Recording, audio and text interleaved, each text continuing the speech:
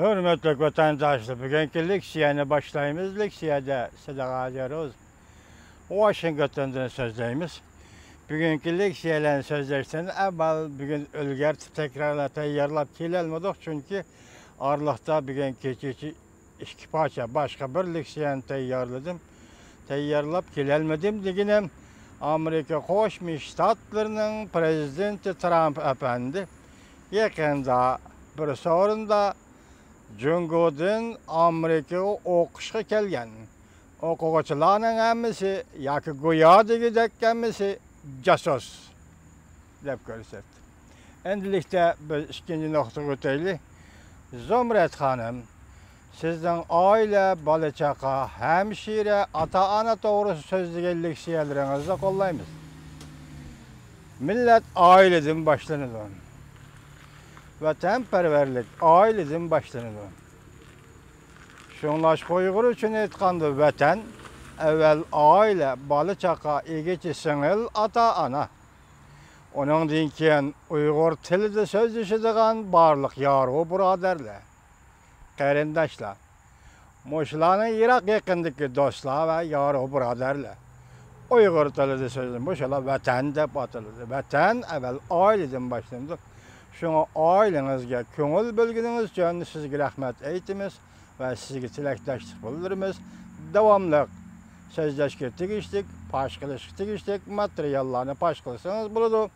Zumrat xonim.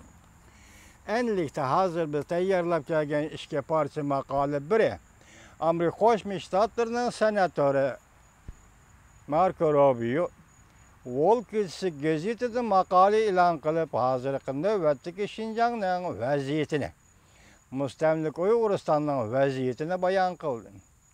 Dal shu kuni juma kuni yana Birlashgan Davlatlar Tashkilotining irqiy kamsitishga qarshi turish komiteti Uyg'urlar to'g'risida taklif yo'llab, Xitoy hukumatining hozir Uyg'uristonda nazarband qilingan jazo lageriga sulangan 1 million Uyg'ur to'g'risida doklad tayyorlab javob berishini talab qildi. Bugun mush leksiyalarni vatandoshlarga taqdim qilamiz. Birinchi mavzu mundaq. Prezident Trump So'd urushida kuch qo'shdi. Beijingning shartsiz taslim bo'lishini to'g'risida, shartsiz taslim bo'lishi to'g'risida Beijingga oshkora besim ishlatdi. Mavzuli xabar 8-oyning 8-kun Dovitor betida e'lon qilindi. Xabar mundaq boshlandi. 7-oyning 6-kuni Amerika Jungo So'd urushi boshlangandan beri harorat izchil o'rlab keldi. 8-oyning 7-kuni Amerika vaziyatni yana bir qatam o'rlatdi. Amerika mutaxassislari mundaq ko'rsatdi. Prezident Trump Jungoni shartsiz taslim bo'lishga besim ishlatdi. Amerika mutaxassislari mundaq dedi. Prezident Trump Jungoning shartsiz taslim bo'lishiga besim ishlatdi. Universal matbuotlar 8-oyning 8-kuni xabar qilib mundaq ko'rsatdi. Amerika Sodi vakili ishxonasining to'rbeti 8-oyning 7-kuni bayonot e'lon qilib, mundaq ko'rsatdi. Amerika 8-oyning 3-kuni 160 milliard dollarlik Jungo tovarlarga yana boshqadan 25% dan tamojni beja qo'ydiganligini e'lon qildi. Bayonotda mundaq ko'rsatildi. Bu harakat Amerikaning Jungo tarafning adolatsiz savdo qiliqlariga javob qaytarishning bir qismidir. Masalan, adolatsiz savdo qiliqlari deyilganda, Jungoning adolatsiz savdo qiliqlari deyilganda, aqliy mulk huquqini o'tinib berishga majburlash. Ya'ni Amerika shirkatlarini aqliy mulk huquqini o'tinib berishga majburlash. Ne o'z ichiga oladi. Washington Post'ga 8-oyning 8-kuni xabar qilib, mundaq ko'rsatdi. Amerika Xalqaro Advokatlar Universitetining ish boshqarish o'rnining bosh vakili James Zamberman Mındaq görsət. Prezident Trump Cungonu tuyuq yolga qıstab kirishni davamlaştırıvatıdı. Cungoni tuyuq yolga qıstab kirishni davamlaştırıvatıdı. Cungoni hem şundaq yol bilen cevap qaytırışqa mecburlavatıdı. Diqqata bu cümlelerge hazır çıkış yolu yok. Jungo üçün aytqanda hazır çıkış yolu yok. Jungo öz xatir qilishmi bir tarafda qaldi. Söhbət üstüge qaytib kelishkimi o'rin qoldirmadi. Gördünüzmü? Söhbət üstüge qaytib kelishkimi o'rin qoldirmadi.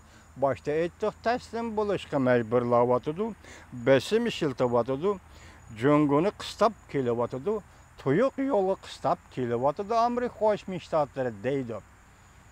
Tadqiqotchi Zamberman. James Zamberman yana mundaq ko'rsatdi.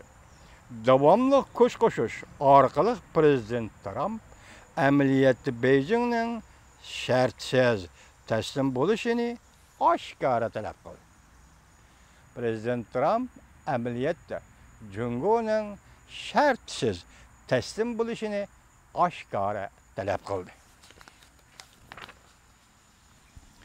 Pul muomala gazeti 8-ayning 8-kuni xabar qilib mundaq ko'rsatdi. Jungo Tashqi savdo universitetining bir nafar professori mundaq dedi. Yangi tamojna beji Jungo shirkatlariga zarba elib keladi. 8-ayning 8-kuni bayonot e'lon qilib mundaq javob qaytardi. Jungo Tashqi ishlar ministrligi Amerika taraf 8-ayning 23-kunidan boshlab 160 milliard dollarlik Jungodan import qilingan tovar mallar 25%dan boj qo'ydiganligini e'lon qildi. Shunda qilib, yana bir qatam davlatning ichki qonunini xalqaro qonunning ustiga qo'ydi, deydi Jungoning tashqi ishlar ministrligi.